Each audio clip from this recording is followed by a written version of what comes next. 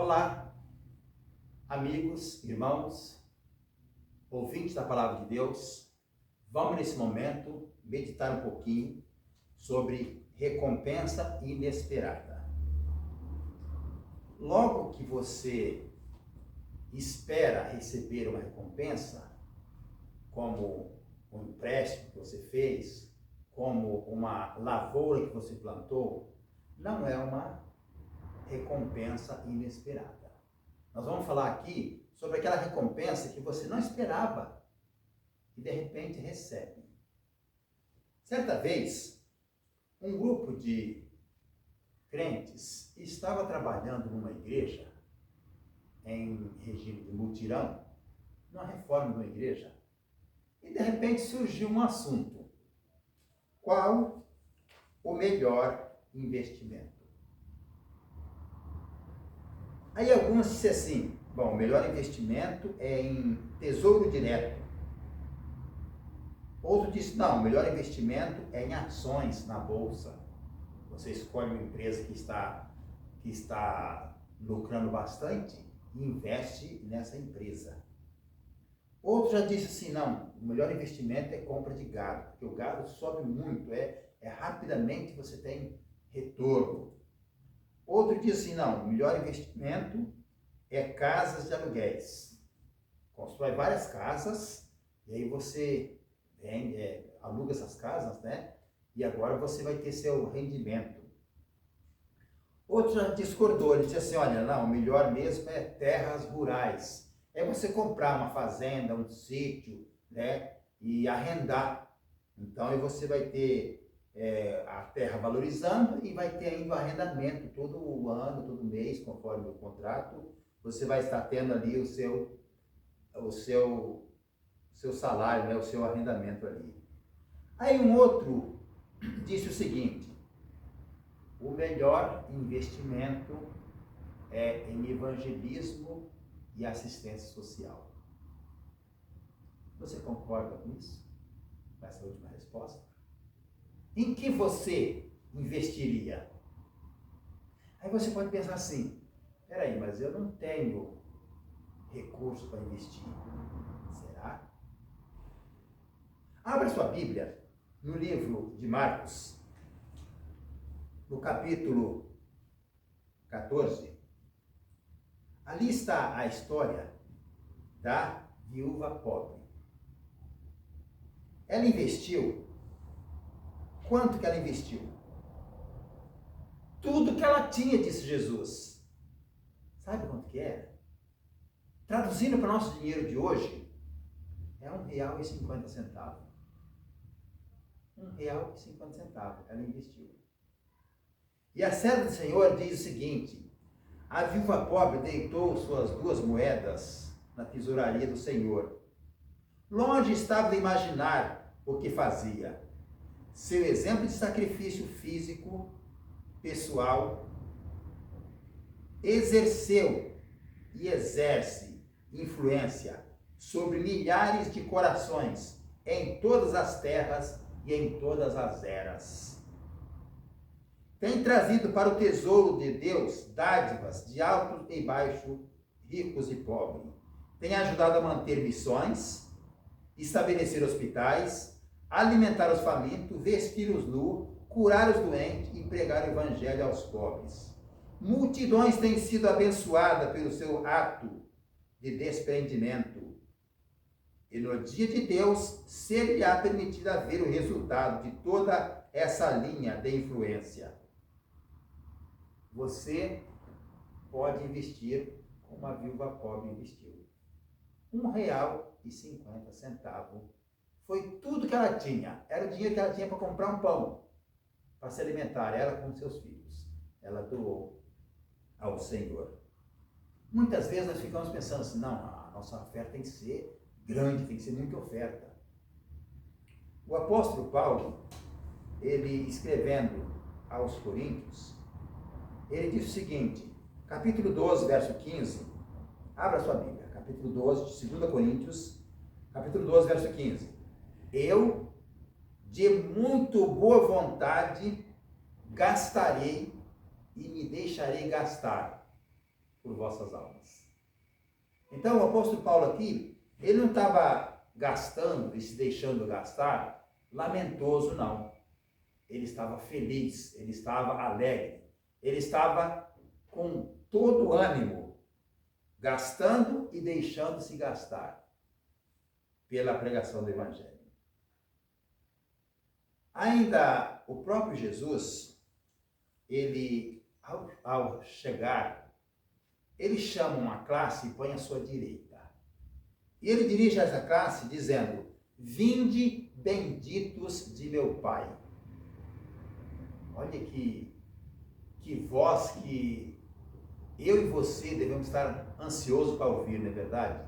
Vindes benditos de meu Pai. Mas por que ele disse isso?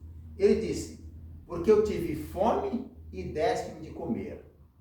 Eu tive preso e você foi me visitar. Eu estava doente e você foi lá fazer uma visitinha. Eu estava precisando de vestes, de roupa, estava nu e vestiste-me. Eu estava com sede e você me deu de beber. Será que essa pessoa vai lembrar quando foi que ele fez isso? Não vai. Ele vai perguntar assim: mestre, quando que eu fiz isso? Aí Jesus vai dizer assim: quando você fez aquele pequenino, aquele pobrezinho que você deu de comer, aquela marmitex que você deu para aquela pessoa que estava com fome, aquele copo d'água que você deu, foi anotado. A serva do Senhor, ele diz assim: todo o ato de amor,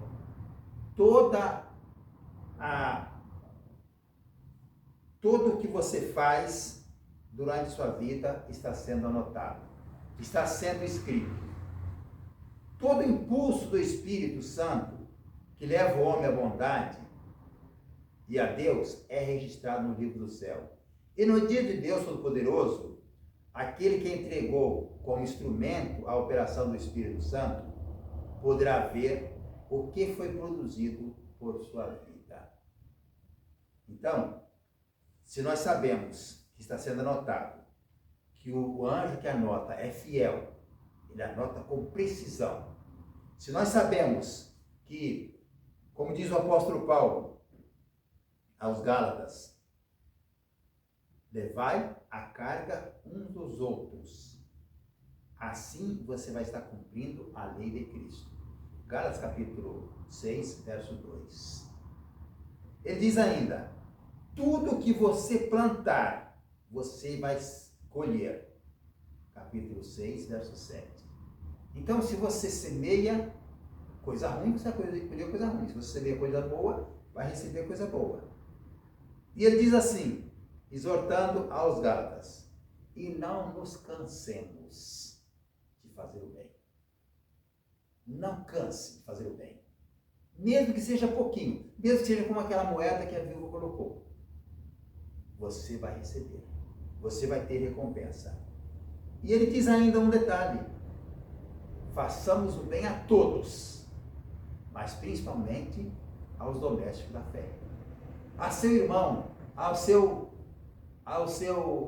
vizinho, né? Ao seu parente, a todos, mas principalmente aos irmãos da igreja.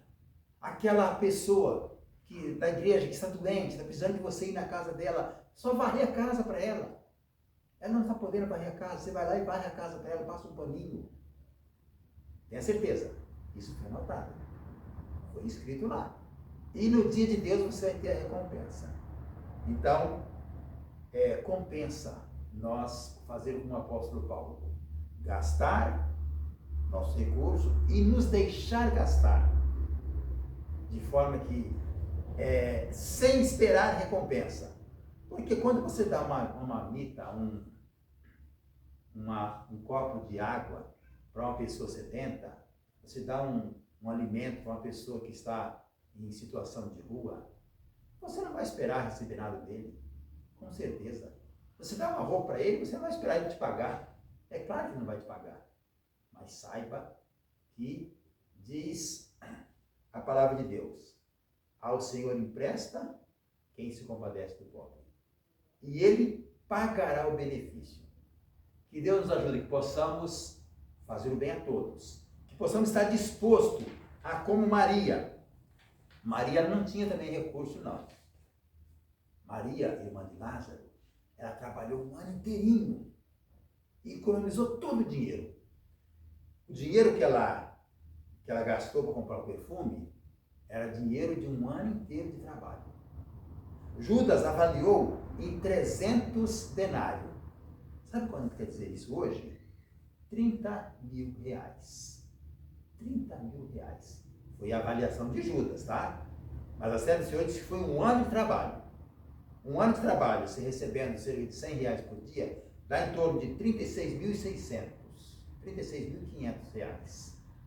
Então, esse dinheiro, ela comprou perfume para ungir a Jesus. Alguns estavam dizendo que iria ser rei. Então, ela falou que quero ser a primeira a ungir. Outro estava falando que iria ser morto. E ela não sabia o que ia acontecer. Mas então, antes de ele ser morto, eu vou ungir ele. Porque depois de morto, ele não sente perfume mais. E assim ela fez. Que possamos fazer também. Dedicar a Deus a nossa sabedoria, o nosso conhecimento, as nossas forças, o nosso tempo, tudo que nós temos, devemos dedicar a Deus. Devemos estar plantando, estar distribuindo com as pessoas que precisam. E dessa forma, nós seremos servos de Deus. Dessa forma, nós estaremos seguindo a lei de Deus. Que Deus abençoe para isso.